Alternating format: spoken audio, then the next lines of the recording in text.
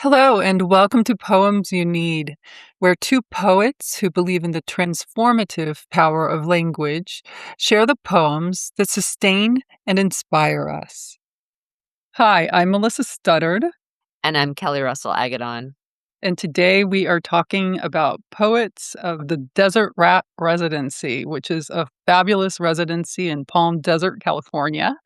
And we're going to start by talking about a poem by Jeff Walt, who is the founder of the residency and an absolutely extraordinary poet. And then we're going to talk about poems by some of the poets who were lucky enough to have residencies there. Great. Well, I will start off with Jeff's poem because it is one of my favorite of many. For the boy who likes pink. At Target, near the seasonal aisle, school supplies, discount book bins, a row of clearance hats, neon green, navy, camo, and one, just one, Red Sox cap in pink. The boy couldn't be more than 7. Big ears, Velcro shoes, held the pink cap in both hands like it was something precious, a shell found at low tide, a secret he wasn't sure if he was allowed to want. His father saw it and said, "Put that down. That's for girls." No anger, just a flatness, as if pink carried the weight that could ruin a boy from the outside in. The boy didn't argue, didn't cry, just set the cap back like it had burned him in a way he couldn't explain. I stood frozen, a half step behind, clutching a bottle of body wash I didn't need. Suddenly 7 again, and holding something I wanted with all my heart and pretending I didn't. We never think we remember the moment we begin to disappear, Mm. but we do. We always do. That boy will forget the brand, forget the store, maybe even forget the cap, but not the lesson. Not the coldness of being seen and corrected in the same breath. His father walked on. The boy trailed behind, tugging at his shirt the way kids do when they still hope the rules might change. Mm. I stood there long after they were gone, wanted to buy the cap, follow them to the parking lot, say, "Let him have it. Let him have one small softness before the world teaches him to fear every beautiful thing." But I didn't. I just stood there as a man in a red vest restocked the shelf, and the pink cap stared back at me like a dare I once lost. Mm. Wow, that is an incredible poem. And one of the things that makes it so incredible, among about a zillion other things, his restraint and the moments of restraint that he points out, like the flatness in the father's voice, the boy not crying, and then that moment at the end when he wants to follow and give the boy the cap and he can't, he has to restrain himself.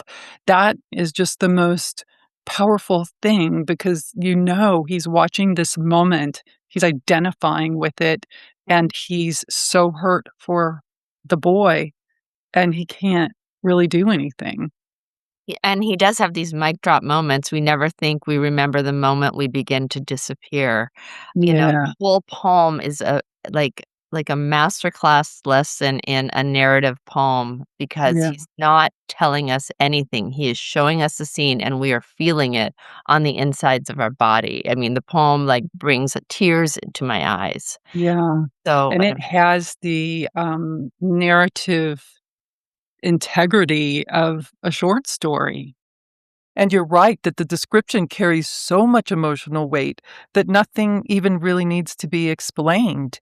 We've got the pink cap that's like a secret that he's not sure he's allowed to want, and the color pink carrying a weight that could ruin a boy, and so many more at the end. My God, the pink cap staring back at him like a dare he once lost. Absolutely. The next poem I'm going to read is by C. Dale Young, and it's titled The Bridge. I love. Wouldn't we all like to start a poem with I love? I would. I mean, I love the fact there are parallel lines in the word parallel. Love how words sometimes mirror what they mean. I love mirrors and that stupid tale about Narcissus. I suppose there is some narcissism in that. You know, narcissism, what you remind me to avoid almost all the time. Yeah, I love narcissism. I do. But what I really love is ice cream. Remember how I told you no amount of ice cream can survive a week in my freezer? You didn't believe me, did you? No, you didn't. But you know now how true that is. I love that you know my Achilles heel is none other than ice cream. So chilly, so common. Well, that's a delightful poem, and I love the way you read it. Yes, just the taking I love, and just letting that run you wherever you wanna go is just a wonderful concept for a poem, and he just the humor, the parallel lines in the word parallel, and then the whole thing about Narcissus is hilarious too because it's kind of like poking fun at himself. I also like the sort of deeper underlying part about to know what is common in someone is to love them, that it's not just about the grandiose. Yeah, it's to me, it's such a fun poem with language because it really felt like the poem was writing itself. And I know C. Dale put a heck of a lot of work into all of his poems, but it had that ease to it and that joy and the speaker being able to laugh at himself. It's just one of my favorite poems to read, especially because we move from narcissism into ice cream.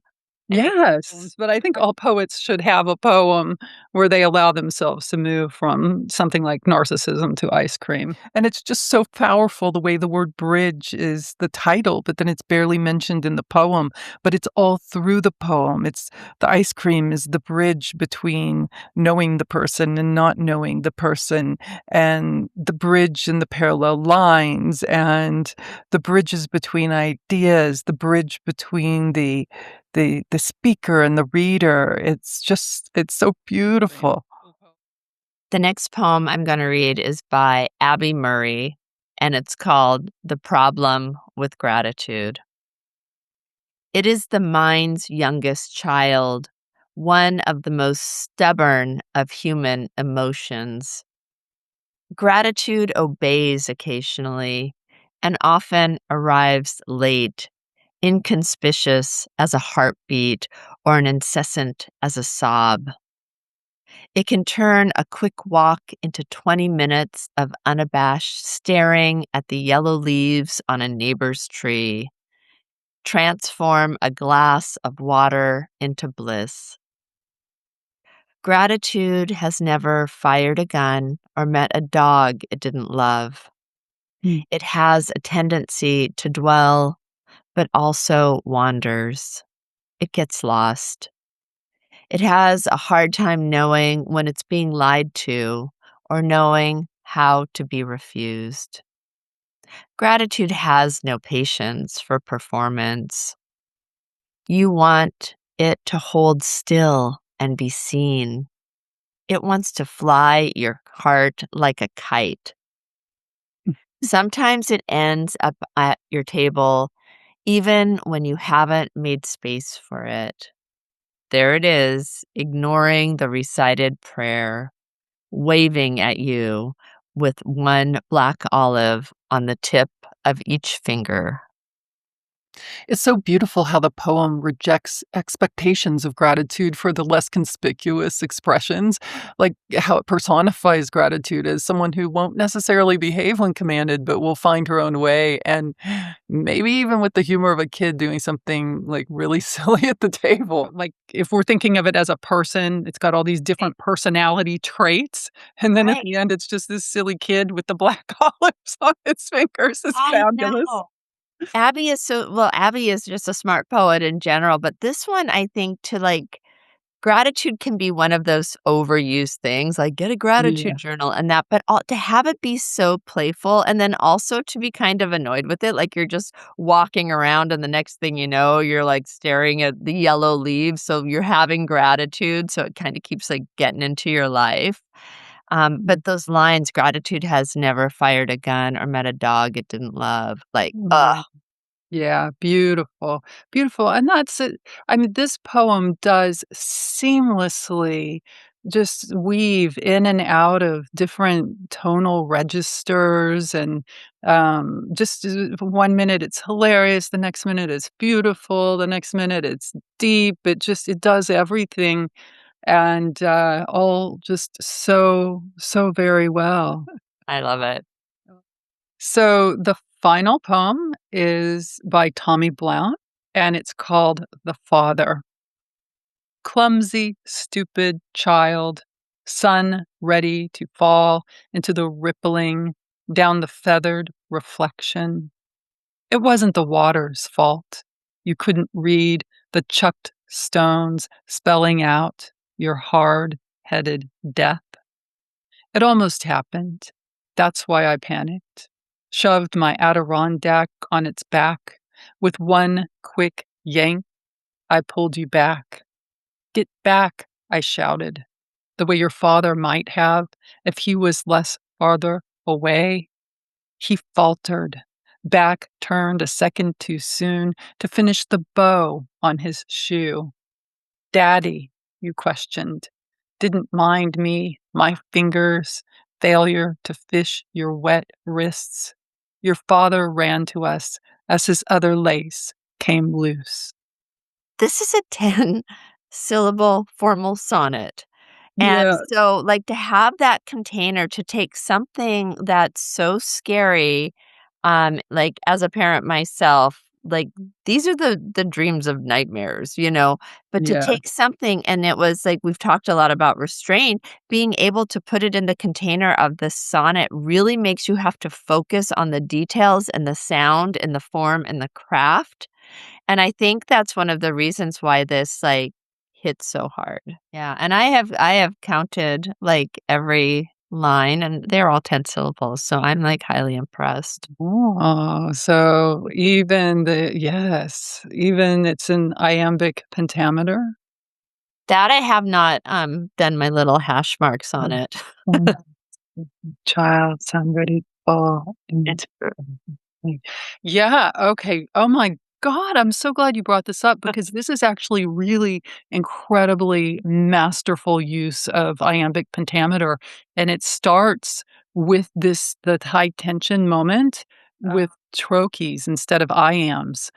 Clumsy, stupid, and then it goes into the iambs after that and rippling.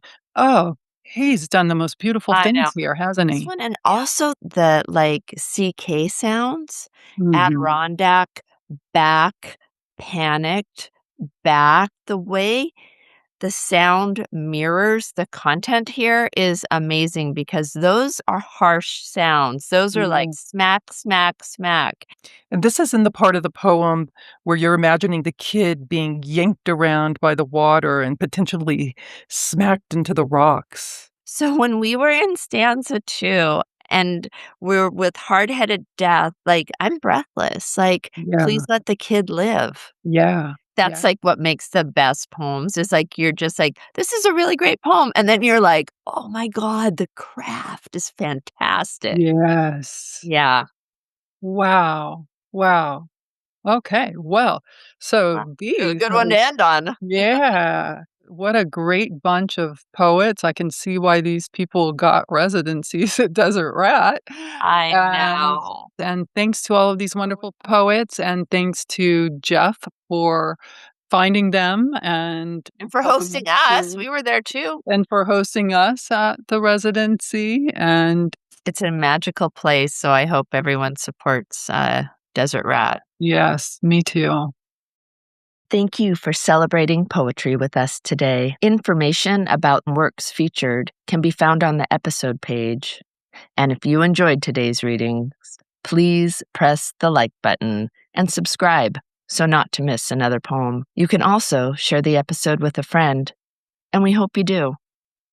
Until next time, we wish you beauty, inspiration, and very meaningful days. May you always have the poems you need.